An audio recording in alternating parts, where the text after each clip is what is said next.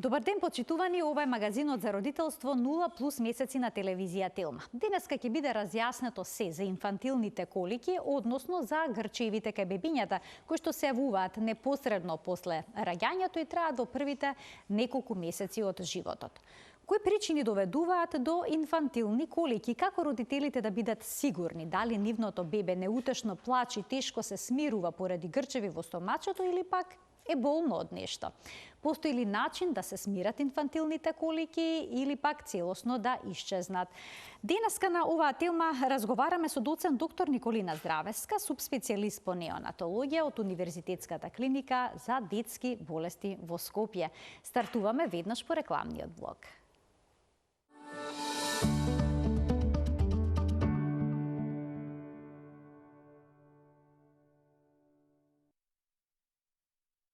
Некои анализи покажуваат дека родителите најчесто одат на педијатар со нивното бебе во првите 3 месеци од животот на нивното дете, токму поради инфантилните колики, односно поради грчевите. Во тие моменти бебето неутешно плаче и тешко се смирува.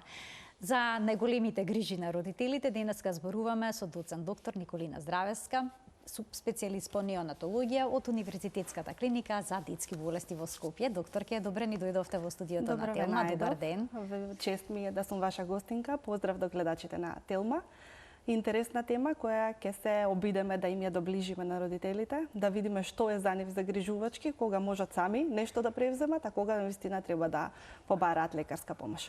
Она што го кажавте, тоа е точно. Значи, доколку побарате по литература, податоци и насекаде во светот, една од најчестите причини за педијатриска консултација и за посета во педијатриските ургентни центри насекаде во светот представуваат токму овие инфантилни колики, односно грчеви кај доенчињата. Болест ли е?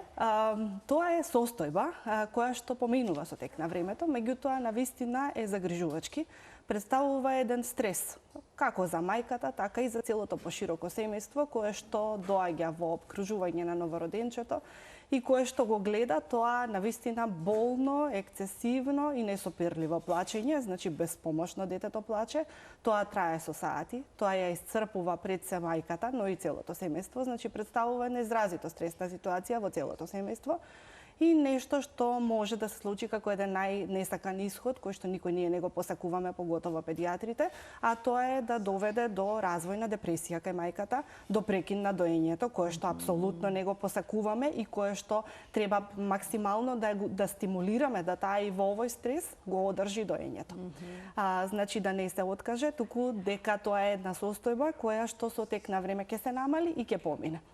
Инаку да, представува навистина честа причина за педијатриска консултација, било да се тоа матичните педијатри, меѓутоа и честа причина за посета на ургентните оделенија, на ургентните амбуланти, оние дежурни амбуланти, затоа што еден голем процент од нив почнуваат да плачат навечер, на средноќ. И многу често тие додека стигнат во амбуланта со самото влегување во кола и ќе се смири. Па родителите потоа објаснуваат што се случувало. Па објаснуваат, па дека тоа се повторува, така да тоа и самите тие кои го доживеале, па макар и да се медицински лица и лекари и медицински сестри кои што имаат контакт со новороденчиња, мислам навистина е стресно, навистина е едно непријатно и дури и самите тие не се сигурни кога е за свое дете дали навистина се ова коликите или нешто му се случува на детево, односно вришти и никако не може да го тоа вриштење соприме. Има едно правило на тројка, дали е тоа точно, еве ќе ни појасните. Вели за дебето да има инфантилни колики, тоа треба да почне да плаче и плачењето да трае најмалку 3 часа на ден, најмалку 3 пати во неделата и барем 3 недели. Точно ли е ова? Да, тоа е едно старо правило на тројки, кое што е најдобро познато и во општата популација. Тие се веселови критериуми кои што се создадени уште многу одамна, уште 50-тите години на минатиот век, и се користеле како критериум за дијагностика на овие инфантилни колики. Нешто од ова е задржано и во денешната пракса, иако ова правило на 3 на сите ни е добро познато. Меѓутоа, вообичаено оној трет критериум, да тие инфантилни колики траат повеќе од 3 недели, е многу долг период и вообичаено ниту родителите, ниту пак семејството издржува толку долг период, а да тоа не превземе да направи некаква интервенција или да барем да побара некаква педиатриска консултација. И заради тоа во денешните критериуми за диагноза ова подолго од 3 недели е најчесто исфрлено, така што ние имаме не симплифицирани, односно поедноставени веселови критериуми, каде што викаме да, доенчето плаче повеќе од 3 часа во тек на денот и барем 3 пати неделно. Ова правило на тројки, односно овие модифицирани веселови критериуми се користат и во нашата стручна медицинска литература спрема оние критериуми со кои што ние ги класифицираме болестите. Практично ова за инфантилните колики според Рим 4 критериумите за функционални гастроинтестинални заболувања, овие колики се спаѓаат во таа група на функционални гастроинтестинални заболувања. Функционални, значи немаме тука органска етиологија. И критериумите за диагностика на овие римски 4 критериуми за овие функционални гастроинтестинални заболувања, каде што се инфантилните колики, прв критериум е возраста во која што тие се појавуваат, која што ќе ја продискутираме исто така детално. Другиот е да доенчето плаче повеќе од 3 часа во тек на денот и барем 3 пати неделно, кое што го дава родителот како податок на педијатарот или во интервјуто, или при телефонската консултација, или па при проспективно водење на дневник. Односно, се задолжува да родителот запишува од колку до колку часот и да ние имаме навистина еден порелевантен податок дека тоа навистина плаче едни пролонгирани епизоди во тек на денот. Затоа што некогаш бараат консултација и сметаат дека доенчето плаче и кога тие сите плачат во овој ран неонатален период и раниот доенечки период плачат повеќе него било кога понатаму во животот. Меѓутоа, навистина треба да е тоа една продолжена епизода на плачење која што ќе биде 3 часа. И најдобро е да се води дневник. Всушност и сите оние научни студии кои што се базирани се со водење на дневници од страна на родителите, да запишува родителот од кога почнува и кога тоа завршува. И дали нешто друго приметува во тек на плачењето, активност на доенчето пред тоа, после тоа, има ли начин да се смири, е во континуитет тоа или е со прекини и така натаму. Значи, тоа е нешто што е најобјективно, доколку не е возможно тоа, сепак нели ние веруваме и на онаа анамнестички податоци кои што ни ги даваат, меѓутоа основно е да имаме не такви пролонгирани епизоди на плач кои што траат непрекинато 3 часа па и подолго. И барем 3 дена во неделата.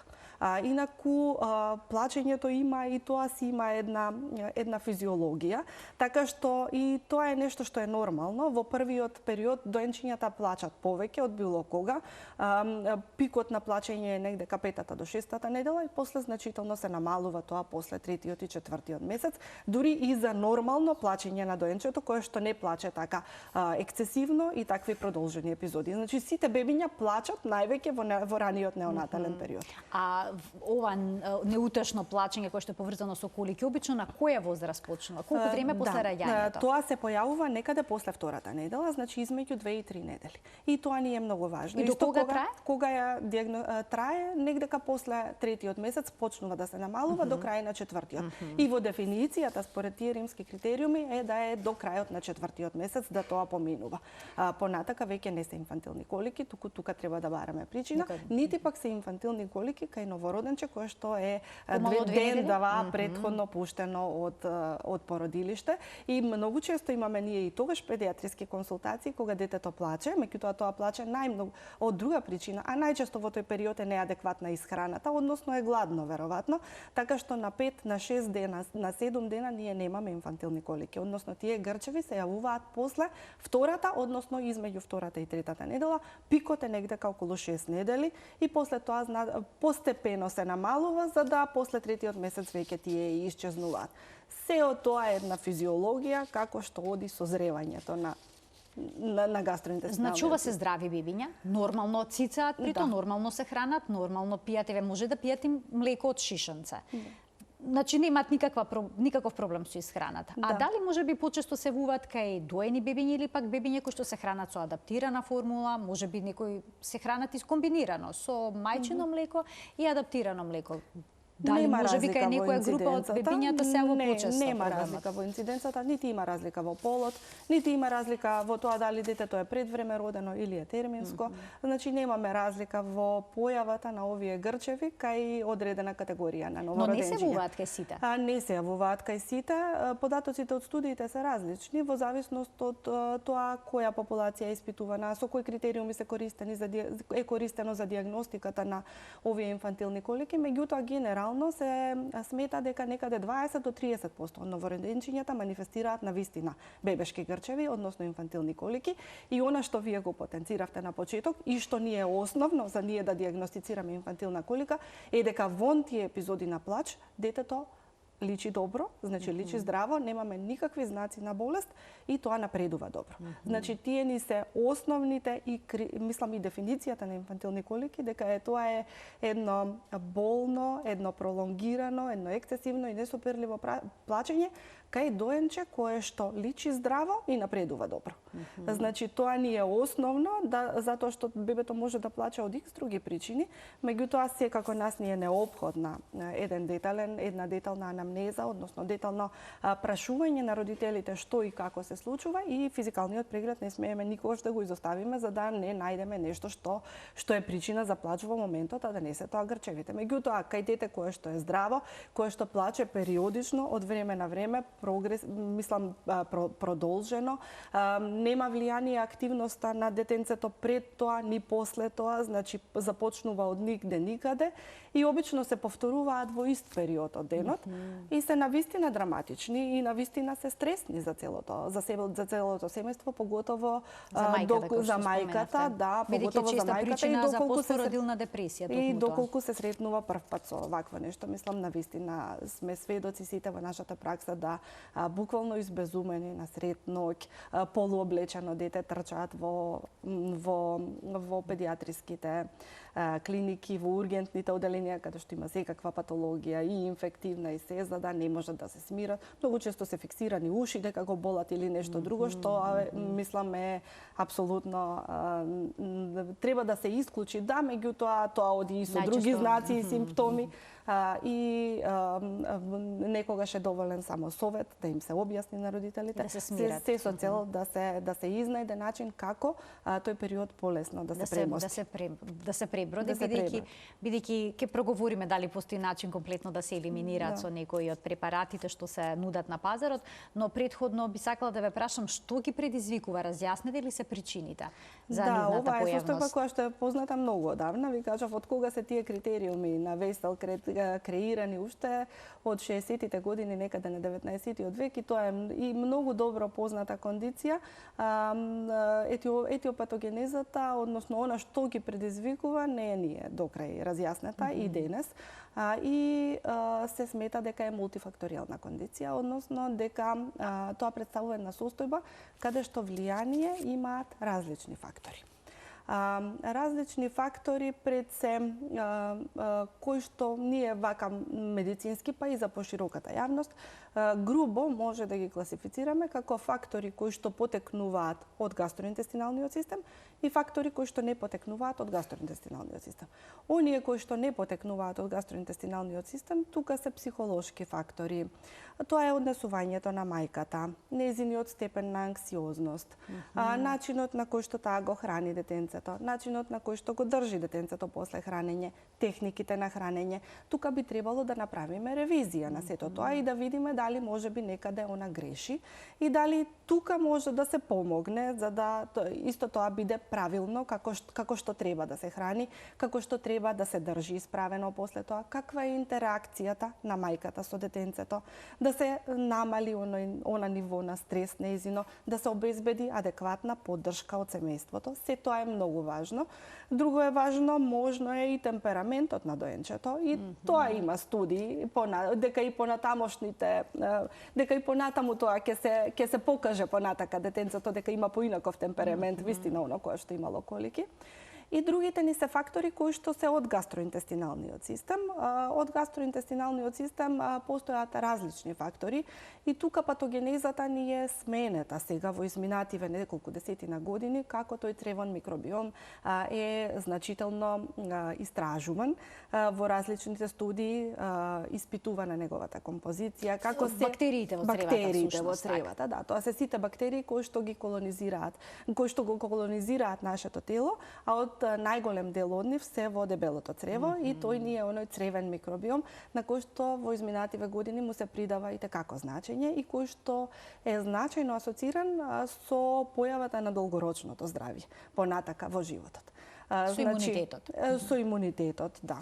Со имунитетот. Сите тие цревни дисбиози кои што настануваат во овој ран неонатален период и ран доенечки период може да се асоцирани со голем број на различни заболувања понатака во животот, меѓу кои што прво нешто што е приметена разлика се овие инфантилни колики, односно дека тој цревен микробиом значајно се разликувал кај доенчињата кои што манифестираат колики од оние кои што не манифестираат колики.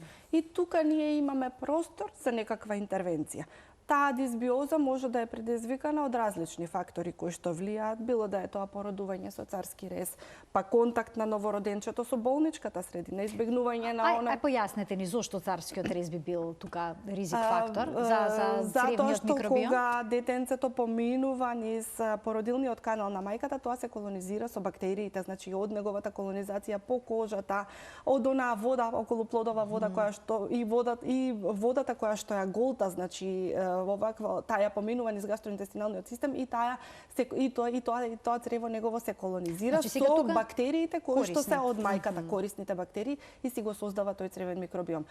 Долго се рачунаше дека детето расте и во стерилна средина, меѓутоа сега се поголем број на студии укажува дека не е баш така. Дека не е баш така, дека имаме ние најдено бактерии и во плацентата, и во амнионската течност, и во мекониалната столица на детето, така што сега дури и кај мајката ние со суплементација на одредени пробиотици влијаеме на незиниот микробиом за да цревниот микробиом кај детето се развие адекватно како што треба.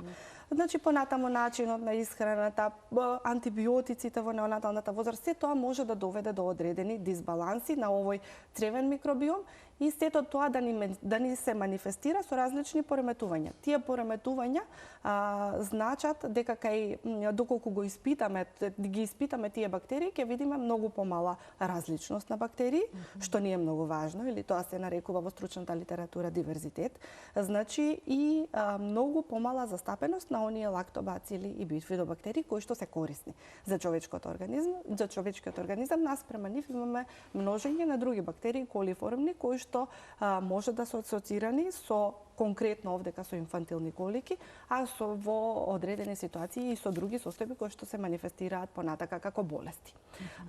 Ваквата дисбиоза предизвикува на ниво на епителот, на мукозата на цревото, еден низок степен на инфламација. Значи тука имаме како едно воспалителен процес, да, имаме воспалителен процес, имаме создавање на зголемено количество на интестинален газ, заради тоа имаме и разни препарати ние кои што може да се користат, кои што советувате да се користат? Ништо да не се користи без да се консултира педијатар. Значи има нешто што е по медицина базирана на докази и тоа не се оние препарати кои што се за разбивање на газ.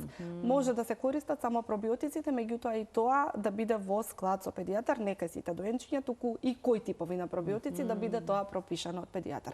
Инаку во етиопатогенезата, нели порано сега е главниот акцент на овој цревен микробиом, а и секако постојат и други механизми од интолеранција на лактоза, на лактаза практично на ензимот кој што ја разградува лактозата, па до алергија на протеини на кравио млеко и така натаму. Значи до недоразвиеност на тој ентеричен нервен систем кај детенцето. Значи се тоа оди во патогенетски механизми покрај оваа цревна дисбиоза која што е јасно докажана дека тој микробиом, односно тие бактерии кај доенчињата кои што манифестираат колики се разликуваат од оној микробиом кај доенчињата кои што не плачат така ексцесивно. Нели рековме нека 20 до 30% од децата имаат навистина колики. Што можат родителите во тие моменти да преземат за да се ублажат колеките, бидејќи еве и самите ќе прочитаат на интернет, не може да исчезнат преку ноќ сами од себе. Еве има на пазарот различни препарати. Ги споменавте веќе оние капки кои што ги разбиваат гасовите. Има пробиотици, има чајчиња. Со ким или пак има спакувани некои наменети специјално за колеки кај бебињата. Советувате да се дава такво нешто? Основно е да ги советуваме родителите. Значи да им се објасни прво дека ова е бенигна состојба. Мислам од кога ќе се исклучат сите други потенцијално органски причини за појава на плач кај доенчето. Значи од кога ние ќе исклучиме дека тоа дете е навистина здраво, дека напредува адекватно како што треба и дека се работи за колеки, прво нешто што треба е да направиме проценка какви се техниките на хранење, со што тоа дете се исхранува, дали е на доење, дали е на адаптирана формула, дали е комбинирано на двете, дали се прави некаква грешка при хранењето. Кои се најчестите грешки при хранењето, докторке? Неадекватна позиција на држење при хранењето. Што значи топке голта воздух? Да, голта воздух, или не се храни доволно? Доколку не се храни доволно, тоа нема да напредува адекватно, туку веројатно голта воздух доволно, па да се преиспита таа техника, да се постави во оние правилни позиции на доење, да се даде преку адекватно шишенце кое што е и да се држи во позиција како што треба, значи да се испита тоа дали е во ред тоа. Треба да ждригне бебето после да се држи исправено подолго време, да, за да подригне тоа, за да се исфрли оној газ кој што го голтнало при хранењето и сето тоа ќе му олесни на детенцето.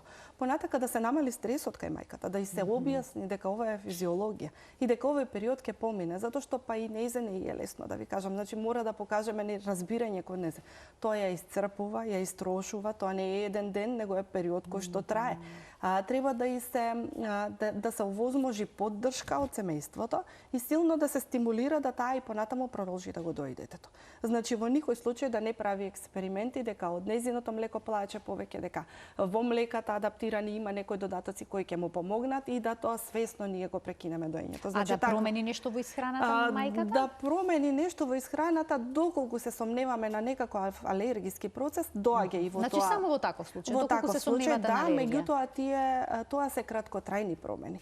Доколку првенствено мислам доколку се сомневаме на алергија на протеини на кравио млеко, во тој случај советуваме на мајката да ги елиминира млекото и млечните продукти краток период, во период од максимум 2 недели и гледаме дали има подобрување на симптомите. Меѓутоа не да се тоа исцрпувачки диети, затоа што и тоа го гледаме во нашата пракса.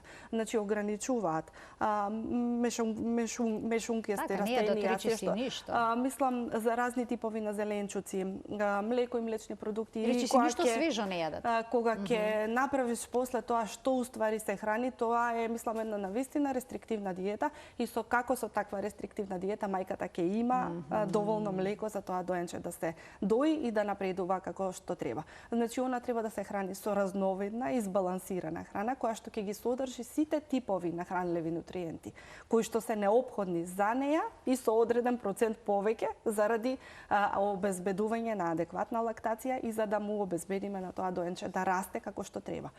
Кратки модификации со алергена храна можно е да и да видиме доколку се сомневаме дека нешто тоа го влошило плачот кај доенчето, меѓутоа тоа се кратки елиминациони диети и понатаму гледаме дали има подобрување на симптомите или не. Доколку се сомневаме на алергија кај доенчиња кои што се хранат со адаптирана млечна формула, тогаш доаѓа во предвид да се промени формулата со оние екстензивни формули, екстензивно хидролизирани и да видиме дали ќе имаме подобрување на симптомите.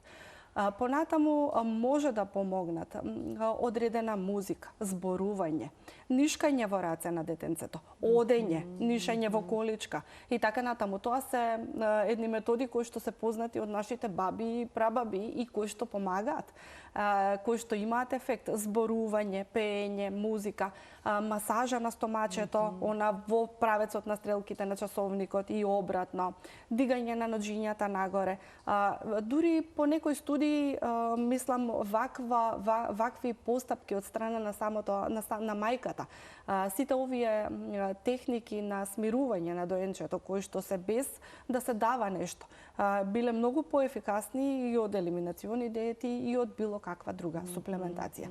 Значи, прво нешто што советуваме е да они најдат некаков начин со смирување. Значи, било да е тоа со нишање, со држење во раце, со зборување, со шетање, со нишкање во количка, со масажа на стомачето, за да се проба на таков начин, да биде мајката поопуштена, да не е она во стрес, затоа што и тоа се осеќа и го осеќа едноставно доенчето и да има максимална поддршка од семејството. Друго нешто што советуваме е да не се земаат никакви препарати на своја рака. Значи, во овој период ние не советуваме нити чаеви, нити нешто било што, нити разноразни хербални продукти, кои што затоа што на пазарот има навистина доста препарати и тоа советуваат и родителите на интернет. Кај моето бебе помогна ова, кај моето тој, на крај пробуваат се што ќе прочитаат. Значи, пробуваат се што ќе прочитаат и доаѓаат денеска со едни капки, за наредниот ден да има уште 2 до 3 препарати земени други плюс дополнително, кои што дали од аптеки им ги сугерираат, дали самите по тие мрежи, по социјални групи се советуваат и самите си прават експерименти. Значи, јас апелирам да не се прави ништо на своја рака. Се да е тоа во договор и во склад со педијатарот. Значи, почнуваме прво од совет, од ревизија прво на начинот на хранењето и техниките на доење, на исхрана со адаптирана формула, од држење на исправена позиција после хранењето, масажа на стомачето, некаков начин на смирување. Сите тие постапки да се применат, доколку не помогнат, исто така во зависност од тоа дали е да доење или не е на адаптирана формула, детенцето може да субституираме пробиотици, меѓутоа и пробиотици кои што ќе ги даде. Не било какви? Не било какви, не во било која доза, значи нешто што е, тоа се лактобацилусот, кој што е по протокол и кој што според препораки лактобацилус роитери, кој што може да помогне во одредени ситуации, во одредени дози, тоа треба да го пропише педијатарот. Доколку и тоа нема ефект, исто може да се проба и со оние за разбивање на газ, и со лактаза, ензим, суплементација, меѓутоа се да е тоа плански и да е во договор со педијатарот. Магичен лек за грчевите не постои. Значи, тоа е нешто што првично им го кажуваме на родителите, дека тоа е период, дека тоа е физиологија, дека стревото созрева и дека тоа ќе помине. Треба само овој период да се издржи и да се најде начин како тоа најлесно да се преброди. Може да се направи обид, да се првично манипулација со тој цревниот микробиом, со суплементација на одреден тип на пробиотик кој што ќе го препорача педијатарот и понатаму тие се втора линија на други капки и суплементи кои што се достапни. Меѓутоа, чаеви ние не препорачуваме. Знаете, препораките на Америчка академија за педијатрија и на Светска здравствена организација се ексклузивно доење во првите 6 месеци, така што на тоа доенче нити вода не му треба. Друго, се што му треба за да расте и за да се развива адекватно содржи мајчиното млеко. Чаевите кои што се нудат, апсолутно тие немаат никаква нутритивна вредност, само го држат сито доенчето и нема потреба зошто да се даваат. Во однос на овие суплементи во тип на капки, што се може нешто да се даде, меѓутоа да е само тоа во склад и во договор со педијатарот. Да не се прави на своја рака. Затоа што сепак тие се разни типови на хемии и мислам, ако доколку не можеш да помогнеш, па и основно е да не се наштети. Нити па да се мешаат тие една друга, кои што не ни одат едно со друго да се даваат. Ќе ги поканиме гледачите од овој момент, почитувани, ќе можете да се вклучите во денешниот магазин за родителство со ваши прашања на темата на која што зборуваме. Докторке, чувствуваат ли бебињата во тие моменти болка? Вака, и самите родители кажуваат дека кога детето е во колика, тоа плаче поинаку од вообичаеното. И тоа е навистина така. Кога ќе видите вие едно дете кое што има колика, тоа е целото згрчено. Значи, во еден хипертонус, кој што ние го нарекуваме медицински, згрчени се рацете во тупаници, згрчени се екстремитетите горни кон градниот кош, згрчени се нозете кон абдоменот, односно стомачето е тврдо, е дистендирано, целото лицето му е зацрвенето на детенцето. Значи, тоа е буквално во една позиција на хипертонус, значи на една комплетно згрчување, па дури и до екстремна позиција кога јас зафрла главата наназад и ни се свиткува во лак, односно во една позиција на опистотонус. Понатака плачот е исто така поинаков за разлика од вообичаениот плач кај доенчињата, значи тој е високотонски, е дисфоничен и многу наликува на вриштење, него на плачење. Доколку ова се стави на скоринг системите за болка, кои што се официјални скали за мерење на болка кај доенчињата, и тие се пропишани од интернационалните здруженија, доенчињата во колики имаат умерена до јака болка. Значи, они се во болка. Кога имаат колики. Тие не вриштат за џабе, тука чувствуваат навистина болка, но среќаат дека тука немаме ние органска етиологија на сето ова. Органска причина на сето ова. А нормално ли е бебето при тие вриштења, плачење, грчење понекогаш да блјуцне? Да, и тоа е вообичаено. Бидејќи тука се ова здрав, да не е повраќање, да не е болест. Да, тоа е нормално, оно е целото згрчено и можно е од тој напор и да блјуцне, можно е и доколку имаме хернија кај тоа дете да се потенцира, односно доколку имаме кила, било да е слабост на стомачната мускулатура или оние умбиликални хернии, да се потенцира при едно вакво ексцесивно плачење на доенчето. Некогаш родителите се плашат плачењето пак да не доведе до кила. Може ли ексцесивното плачење да создаде ваков проблем? Плачење не, меѓутоа доколку имаме хернија, односно кила кај доенчињата, при ваков плач тоа се потенцира апсолутно и може во одредени ситуации да се вклешти, мислам, нешто што се плашиме ние секако. Кога им советувате на родителите да се јават на педијатар? Веднаш што започнат овие епизоди на плач? Видете, они сами се јавуваат на педијатар затоа што се навистина избезумени и затоа што не знаат што и како да прават и како да постапуваат понатака. Така што тие и не чекаат за дали да се јават. Мислам, тоа се навистина една драматична ситуација. Никако да не може да се смири, меѓутоа од кога ќе им се објасни, од кога ние ќе се обезбедиме, односно ќе со нашата анамнеза, со нашите прашања кои што ќе ги поставиме и со физикалниот преглед на доенчето, дека се работи за инфантилни колики, затоа што неколку пати потенцирав дека едно бебе може да плаче од различни причини, може да плаче од нешто што е банално, меѓутоа и тоа може да се и сериозни кондиции.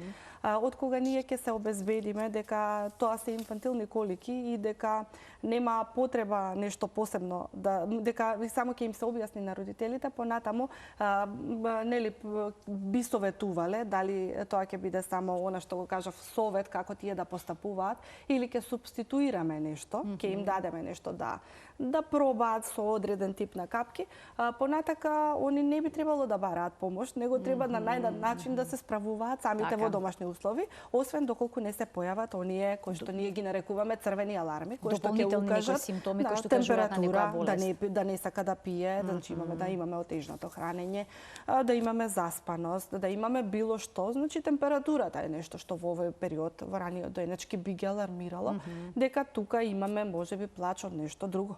Веќе дека не се инфантилни колики, него нешто се сменило и тогаш апсолутно тоа е младо доенче, значи не се прави ништо, па ни парацетамол не се дава на своја рака, додека бебето не се прегледа од педијатар. Имаме гледач кој што очекува да се вклучи во денешниот магазин за родителство. Добар ден за него. Добар ден. Повелете. Вака, бебето ми е 3 месеци. Почнавме со ексклузивно доење, на месец и пол веќе почнав да снимувам млеко и почнавме со хипоалергена формула. Меѓутоа, педијатарот се сомневаше на алергија на млечни протеини, мене ме стави на двонеделна диета и преминавме на Аптамил АДЦ, таа хидролизирана формула. Меѓутоа, бебето има запек, по 2-3 дена не кака, нема столица и пробуваме различни некои методи со масажа на стапала, на стомаче и така да го направиме тој рефлекс да кака. Меѓутоа, не знам ова на долги стази колку ќе тераме ние така. И сега немаше никакви реакции, значи немаше симптоми според мене на алергија на млечен протеин, немаше диареја, немаше слуз во столицата и така натака. Јас ја прекинав диетата, се вратив на млечни производи, Вие се уште комбинирано го храните детето, доите се уште? Значи доите и давате? Вака вие доите и имате сте на нормална исхрана, која што не е сега рестриктивна во однос на млечните протеини, а доенчето е на екстензивен хидролизат. Да. Со дохрана. Спомнувам дека и прави ова формула на Аптамил и прави Таа формула да на Аптамил е базирана на екстензивно хидролизирани протеини. И таа се дава кај алергија на протеини на кравје млеко. Не знам зошто е ставено на таква формула. Прво е на хипоалергена, па после тоа е сменета. Дали со хипоалергената имавме ваков проблем со столицата? Не си имаше редовна столица секој ден. Да, имаше миризливи гасови, меѓутоа ништо друго немаше. Не да се врати детето чим сте вие на нормална храна и немаме никакви други индикации дека имаме алергија на протеини на кравје млеко, мислам нема зошто да прима ваков хидролизат, доколку сметате дека столицата е променета од кога ова е дадено млеко. Не, мислам и со самото тоа што вие внесувате млечни продукти и го доите детето, доколку имаше алергија, ќе пројавеше некакви знаци и симптоми. Така. Ви благодарам за вклучувањето. Доктор, ќе да го слушаме прашањето на следниот гледач. Добар ден. Добар ден. Ево уште една можност за гледачот да се вклучи во програма. Добар ден, не ми даваат знак дека се исклучил, во ред има можност во текот на емисијата да се јави повторно. Еве веќе гледачката спомена столица кај бебиња. Тоа е уште една тема која што многу ги загрижува родителите, бојата и конзистенцијата на столицата. Па што е тоа нормална столица? Еве вие ќе можете да ни објасните и преку фотографии кои што ние ги издвоивме, како треба да изгледа столицата кај едно бебе кое што се храни со мајчино млеко, односно цица. Да, како што созрева гастроинтестиналниот систем, така и столицата се менува. Сите Само дреже ќе побарам да ги видиме да видиме бојата на столицата, која што може да се разликува кај бебињата во зависност од тоа како се хранат и од различните состојби кај нив. Повелете. Првично кога ќе се родат новороденчињата, столица треба да имаат во првите 24, најдоцна до првите 48 часа и таа ни е меконијалната столица. Претпоставам дека која што е црна, темно-зелена, накај црна и која што содржи доста големо количество на слоз и е таква леплива, лигава. Значи, таа е столицата која што имаме во првите денови. Првиот, односно вториот ден, таа е столицата. После тоа имаме преод, како почнува новороденчето практично да внесува мајчино млеко, таа станува некаде темно кафена и веќе кога се внесува поголема количина на млеко, односно кога имаме една добра адаптација на доење и кога тоа ќе почне да напредува во тежина, знаеме ние, нели, она ни е ориентационо да ја вратиме родилната тежина до возраст од 2 недели и во овој период практично ние треба да добиеме една столица која што ќе биде нормална за тоа доено дете, а таа е златно-жолта или боја на сенф, како што е тука. Значи ова најдолу, таа е најдолу нормална столица. Значи така треба да изгледа бојата на столицата. Така треба да изгледа бојата на столицата и нели толерираме некаде до 2 недели да стане ваква столицата кај едно доено дете, кога е оној период кога и ние треба, кога и тоа новороденче треба да ја достигне својата родилна тежина, односно да го надмине оној физиолошки пат во тежина кој што го имаат сите од X различни причини. Понатаму столицата, бојата на столицата може да има известни варијации во смисол на нијанси, посветла, потемна, кај доенчиња кои што се на доење во зависност од тоа со што се храни мајката, додека кај доенчињата кои што се на адаптирана формула, таа има вообичаено константна боја и е малку со подсврста етиологија и тие имаат по поретки столици, меѓутоа златно-жолта, односно боја на сенф, е столицата која што е нормална. Понекога се плашат родителите ако видат зелена столица. Зелената столица значи генерално е прифатено, значи дека е гладна столица. И тоа ни е аларм во првите денови од животот, кога навистина они немаат ориентација колку детето цица или не. И прво кога ќе дојдат на педијатар, ние прашуваме каква е столицата или бараме да ја видиме. Тоа е во принцип гладна столица, нели понатака доколку имаме поголемо доенче, таа може да е и од некакви инфекции, дисбиоза настаната, така да зборувам сега за доенче кое што е во поголема возраст, значи не она кога првично ќе речеме дека е гладно, туку веќе кое што има 2-3 месеци, а му се сменила бојата на столицата, можно е да е тука некаква гастроинтестинална инфекција или нешто друго кое што ќе ја поремети, тогаш ќе се смени и конзистенцијата. Црвенкаста, ако има, еве да речеме црвени кончиња, крвави, да почнеме од тука. црвен, вообичаено ретко кога црвено имаме пребојување, меѓутоа имаме нишки крв. И тука, нели, ние правиме испитувања според наш алгоритам. Една од прашуваме, значи, на каков тип на храна е, дали се субституира со витамин К, да не е случајно тука нешто недоволно дадена или профилактична доза или она продолжена профилакса. И другото ни е алергијата, која што најчесто ни се манифестира со нишки крв во столица. Меѓутоа, по проценка педијатарот одлучува дали ќе прави некакви дополнителни анализи. Значи, тука имаме нешто што ни отстапува и спрема физикалниот наут и спрема она што го добиваме од прашувањето, односно од анамнезата, педијатарот одлучува дали ќе индицира некакви доиследувања.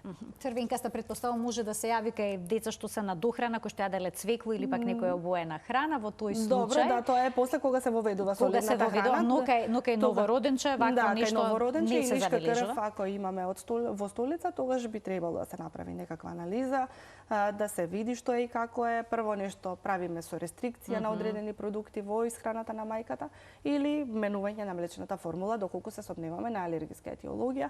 Некогаш правиме и крвна слика, некогаш правиме и испитување на хемостазата и гледаме да не имаме пореметување и таму, во зависност од тоа колку е тоа обилно и дали се појавува во сите столици, дали има одраз на крвната слика на доенчето и така натаму. А може кафеава столица да се јави? Кафеавите столици се јавуваат понатака. Во неонаталниот период исто тоа е преодната столица, значи од мекониумот па оди жолто кафена, па после тоа станува жолта. Не е вообичаена во раниот доенечки период и во неонаталниот период. Кафена по кафена станува веќе со внесот на солидна храна. Претпоставам ако е бела веќе се работи за болест. Да, ако е бела тоа бара до дополнителни анализи, таа ние нарекуваме дека е столица со помалку пигмент или хипохолична столица и во тој случај треба да се однесе детенцето на педијатар и да се бара етиологијата, односно што е асоцирано друго со појава на таква столица. Значи бојата на сенф всушност златно-жолтата столица која што е нормална. Да го вклучиме гледачот, да му дадеме можност да постави прашање. Добар ден. Ало, добар ден. Повелете.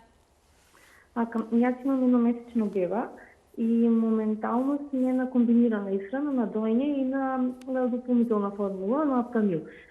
Сакам да прашам, зашто нема доволно моето млеко. Сакам да прашам докторката дали треба да метнам во исхраната нешто дополнително, за цел да ми биде млекото, да му биде на бебето доволно млеко, моето млеко само, и дали има некој начин за не знам, за дополнителна исхрана, поинаква исхрана. Кај вас, значи што вие да направите за вие да се подобрите лактацијата и да можете да го храните бебето само со ваше. Во колку оброци додавате млеко? Само на доење да биде. Да, во колку оброци додавате млеко?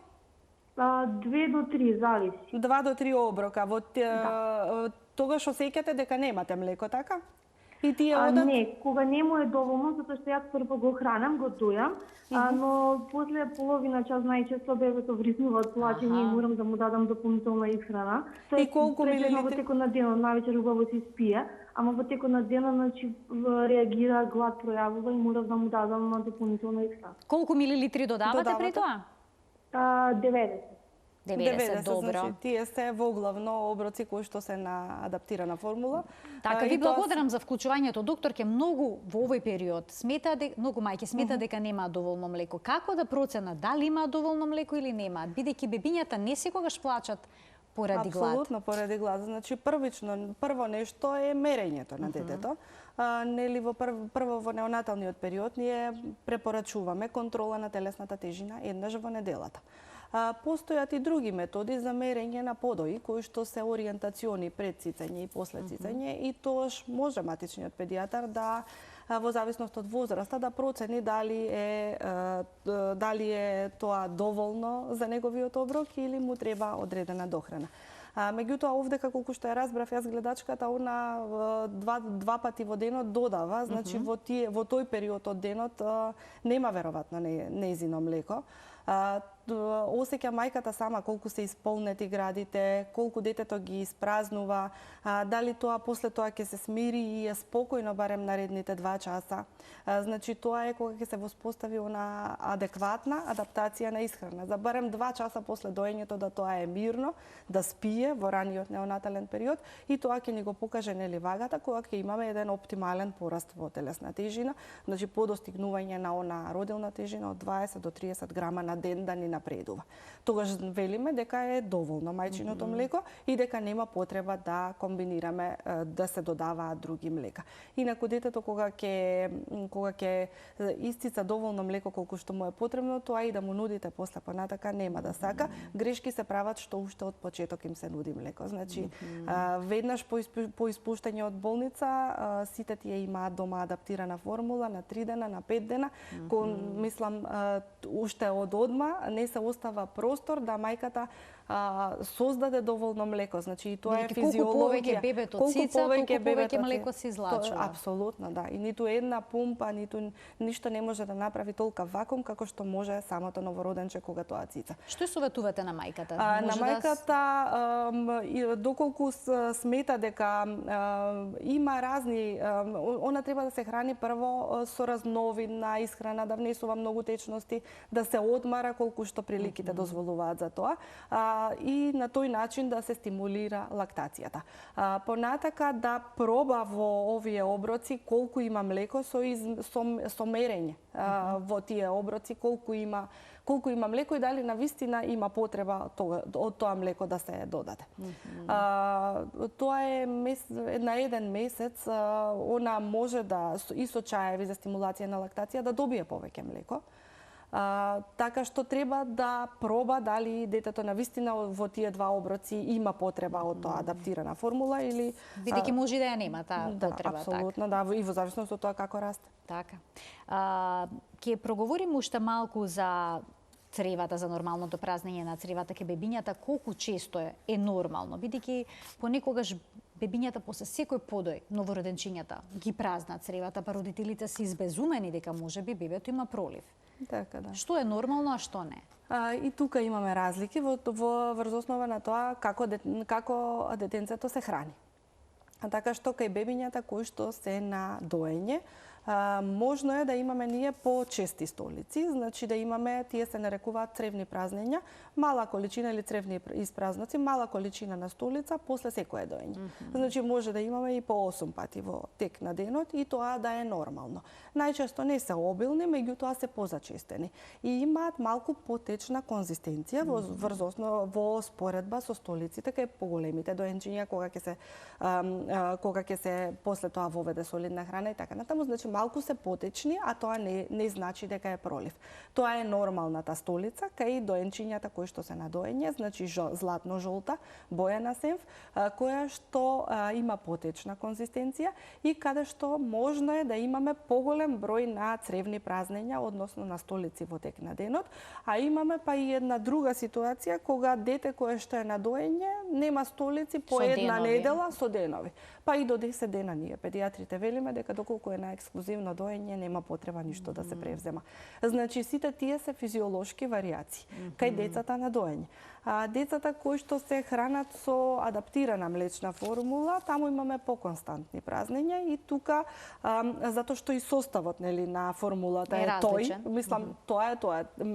Овде сепак имаме влијание што мајката јаде и останати други фактори, а овдека имаме еден константен состав на млеко кое што се внесува и тука имаме поконстантна столица која што е малку подцврста во споредба со столицата кај доените деца, која што е исто златно-жолто пребоена и вообичаено овие доенчиња имаат по 1 до 2 столици во тек на денот. Така што 6, 7 па и 8 столици кои што се малку помеки, кај доенчињата на доење апсолутно ништо не значи не е тоа пролив. И исто како што и не значи доколку во тек на една недела немаме столица, доколку детето е во добра општа состојба и нема други симптоми и знаци на болест и тогаш не би требало ништо да се прави, евентуално некакви масажи за да се овозможи полесно испразнување на цревата, меѓутоа во никој случај провокации со чепчиња, апликации на чепчиња, топломери, разноразни сонди, тоа е нешто што никако не се практикува. Или некои клизми чепчиња, да, и топломери, мислам, тоа е нешто да. Дури некои додати толку далеку. Сега ќе погледнеме неколку фотографии накратко, еве ги предупредам гледачите дека не се баш пријатни за гледање, но сепак е нешто што е дел од секојдневието, но нешто имаат бебиња. Се случува столицата да излезе од пелената и целото бебе да биде измачкано. Се случува и многу често се случува. Пролив ли е ова кога ќе видиме нешто вакво? Најчесто не е мека е столицата, сега на првата слика изгледаше доста обилна. Таа вообичаено не е толку обилна столицата, меѓутоа ова е нешто што многу често го гледаме ние, затоа што таа е навистина потечна и особено доколку оваа пелена не е адекватно залепена, не е ставена како што треба, доколку самото доенче ја има изместено, така што тоа е нешто што ние доста често го гледаме. Тие столици се помеки, важна ни е консистенцијата, важно ни е бојата и колку е тоа бројот и општата состојба на доенчето. Значи, доколку се случи нешто вакво, да не криват паника. Да, ако е детето добро. Ако е детето добро, така. Ви благодарам многу за денешното гостување. Обработивме една тема која што е исклучително важна за родителите, нешто за што во првите месеци интензивно се зборува, особено ако бебето во семејството спаѓа во тие 20 до 30% кога има колики, кога постојано плаче, а потоа столицата е предмет на анализи се додека детето не потпорасне. Ви благодарам уште еднаш. Ви благодарам на поканата. Почитувани, ова беше се во денешната емисија, во денешното издание на магазинот за родителство 0+ месеци. Ви благодарам за вниманието со кое што не следевте. Имајте пријатен ден.